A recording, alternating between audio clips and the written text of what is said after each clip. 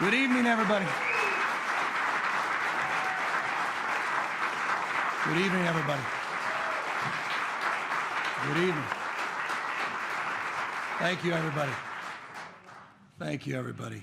Well, Madam Lieutenant Governor, it's nice to be able to say this on International Women's Day. It's great to say thank you, Madam Lieutenant Governor, for that introduction.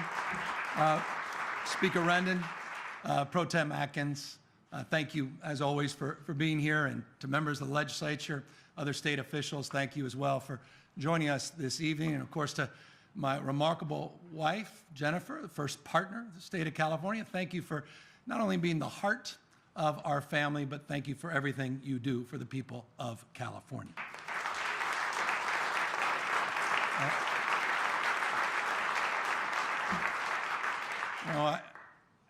It goes without saying, given the state of our world, I don't imagine there are many people outside of these walls waiting on the words that will be said here tonight. But it's important, as the rabbi said, for us to, come together nonetheless, not just to mark how far we've come in the fight against COVID, but also to reaffirm our commitment to democratic institutions.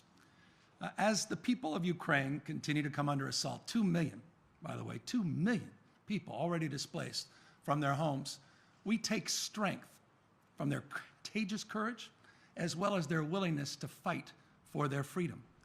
So tonight is a moment. It's a moment to reflect, not just on what's happening overseas, but it's a moment to reflect on what it means to live in a society where elected leaders still settle our disagreements, by and large, with civility and compromise, and how we derive strength from a government that reflects the people we represent.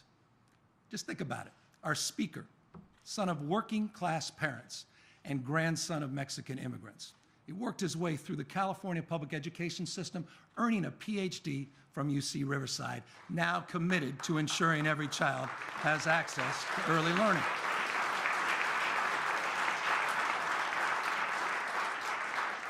Our pro tem, born in poverty in Virginia.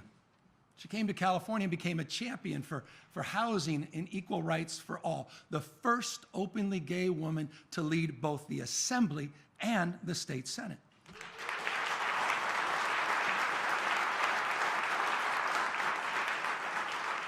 Our Chief Justice, public school graduate, descendant of migrant farm workers, speaking out consistently against income inequality and tackling the cost of justice for people in poverty.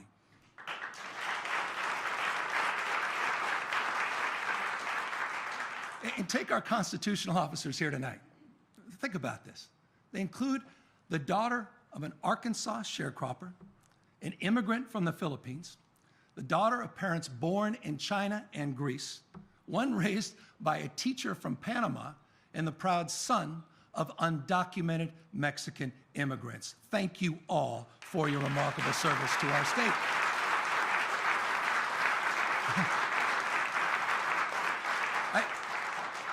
California does democracy like nowhere else in the world.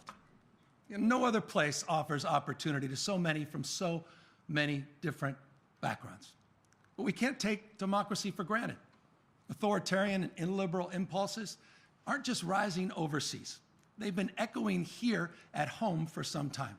While we might not have a strongman quite literally waging war in our country, we are plagued by the agents of a national anger machine fueling division, weaponizing grievance, powerful forces and loud voices stoking fear and seeking to divide us, weakening the institutions of our democracy, counting on complacency to erode voting rights, scapegoating vulnerable minorities, conjuring conspiracies, and promoting otherness, actively exploiting the anger of the anxious. Anger, by the way, that finds a home when people feel understandably disconnected from each other and our collective future, when that future doesn't look as bright as the past, making them more susceptible to the siren calls of those trying to tear us apart. Foundationally, this is a threat we must all face together and prove there's a better way, a California way forward. The California way.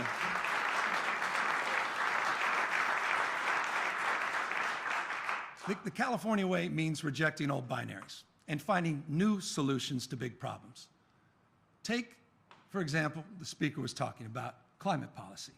California has no peers. For years, we've set the rules, and others have followed. But over time, we've learned we can't solve big problems like climate change situationally with short-term thinking. Look, no one's naive about the moment we're living in, with high gas prices and the geopolitical uncertainty that's fueling them.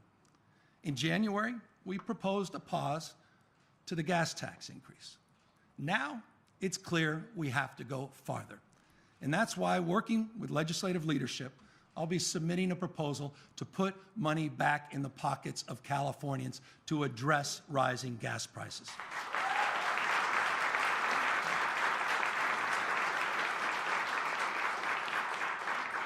But I want to make this clear. At a time when we've been heating and burning up, one thing we cannot do is repeat the mistakes of the past by embracing polluters, drilling even more oil, which only leads to even more extreme weather, more extreme drought, and more wildfire. What more evidence? What more evidence do you need than our own state? Just think about this. In the past few years, we've seen whole communities nearly wiped off the map. Greenville, Paradise, Grizzly Flats. How many more are we willing to sacrifice? We need to be fighting polluters, not bolstering them.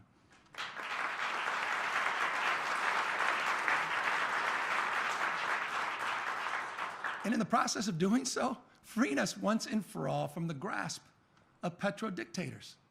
But this conversation can't just be about supply, it can't just be about oil supply. Daily life still demands too much fossil fuel. That too has to change, underscoring the importance of accelerating California's leadership in clean technology. This is not just a national security and environmental justice imperative. Clean energy is this generation's greatest economic opportunity. A perfect example, by the way. A perfect example of that is our dominance in electric vehicle sales and manufacturing. It was, by the way, California policies that created this market. Now we have an opportunity to extend this leadership to secure critical component of the supply chain for batteries by tapping one of the world's largest lithium reserves right here in California, in Imperial Valley. And you consider this, our nation-leading climate investments, some $38 billion, will ensure that other innovations will surely follow, not by recreating the 20th century, by extracting more oil, but by extracting new ideas, drilling for new talent, by running our economy on a carbon-free engine. That's the California way. Now, when it comes to the economy, California's unmatched. We dominate. We dominate in research, innovation, entrepreneurialism, venture capital, and remain the world's fifth largest economy. Our GDP growth has consistently outpaced not only the rest of the nation, but most other large Western democracies. Think about this. In December alone, 25% of America's jobs were created right here in California, 1 million new jobs just in the last 12 months.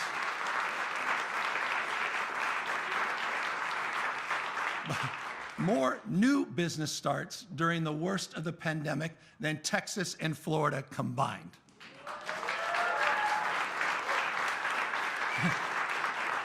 But you know what makes us so different than those states, besides the freedom of a woman's right to choose? What makes us different is that as our businesses grow, we don't leave workers behind. Just consider what we did last year for middle class here in our state. We sent $12 billion back, the largest state tax rebate in American history. But we didn't stop there. We didn't stop there. We raised the minimum wage. We increased paid sick leave.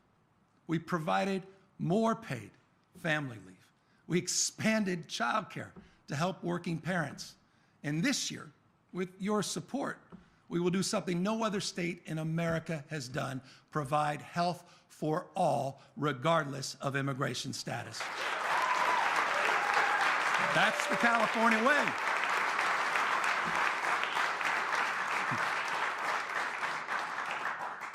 And speaking of not leaving people behind, no state took bolder steps to protect public health and human life over the last 2 years. Our lockdowns, distressing as they were, saved lives. Our mask mandates saved lives. Your choices saved lives. California experienced far lower COVID death rates than any other large state. Fewer than Texas, Ohio, fewer than Florida, 35% fewer to be exact.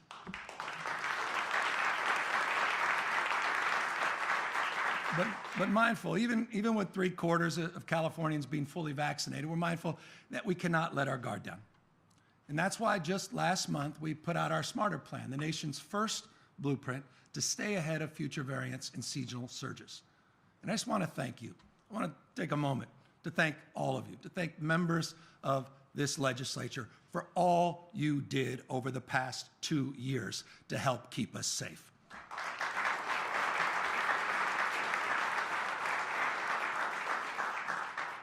But there's another crisis, all too familiar, referenced just a moment ago, and that's the crisis of homelessness, which we know has worsened over the last decade, not only here in California, but all across our nation. You know, it was just a few years ago, California lacked any comprehensive strategy, no accountability, and no meaningful state resources to solve the problem. But that's all changed. In just the past 3 years, we not only have a comprehensive plan, we're also requiring new accountability and providing unprecedented investments for cities and counties on the front lines. And while we've moved a record 58,000 people off the streets, 58,000 off the streets since the beginning of the pandemic, we all recognize we have more work to do, particularly to address what's happening on our sidewalks, reaching people who need the most help, those with schizophrenia spectrum and psychosis disorders, many self-medicating with drug or alcohol addictions. And that's precisely what our encampment resolution grants and our new care court seek to address.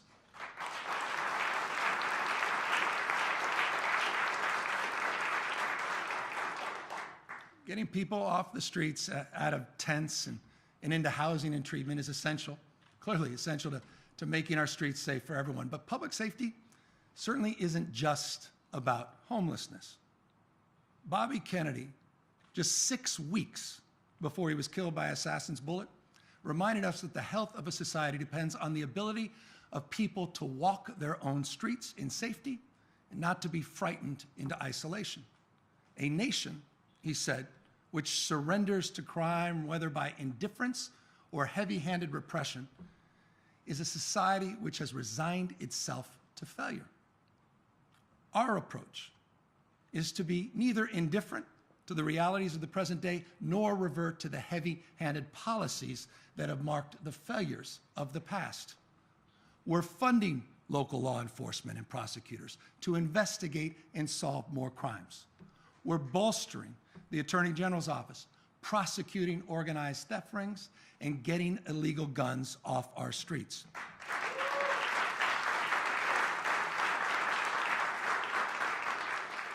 But we're also investing hundreds of millions in new programs to tackle the root causes of crime, doubling down on proven violence prevention programs. That is the California way.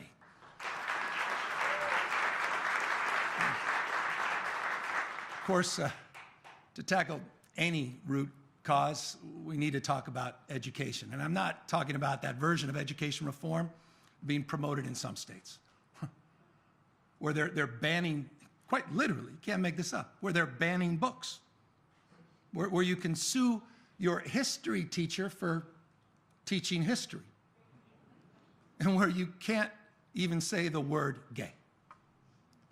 I'm talking about real transformation of our public education system, like we're doing right here in the state of California, by creating choices, real choices for parents, and unprecedented support for their kids, a whole new grade, transitional kindergarten for all.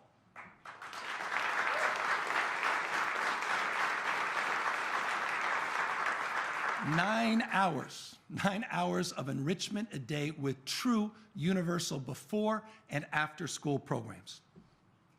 Expanded summer school, universal nutritious meals, millions of new child savings account, and free community college.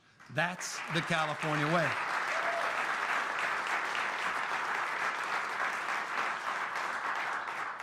Look, I think all of us, at least here, can agree to this, that people have always looked to California for inspiration. And now in the midst of so much turmoil, with the stacking of stresses and dramatic social and economic change, California is doing what we've done for generations, lighting out the territory ahead of the rest, expanding the horizon of what's possible. We know that government cannot be the entire solution. But we also know that government has always been part of the solution by creating a platform for people and the private sector to thrive. As Freeman said, we have a formula for success, setting rules for risk-taking, not recklessness, infrastructure, research and development, investing in our conveyor belt for talent, the finest system of higher education anywhere in the world, our CSUs, UCs, and community colleges. And ensuring society provides a hand up when people need help, maintaining our pro-immigrant policies and welcoming refugees from around the world.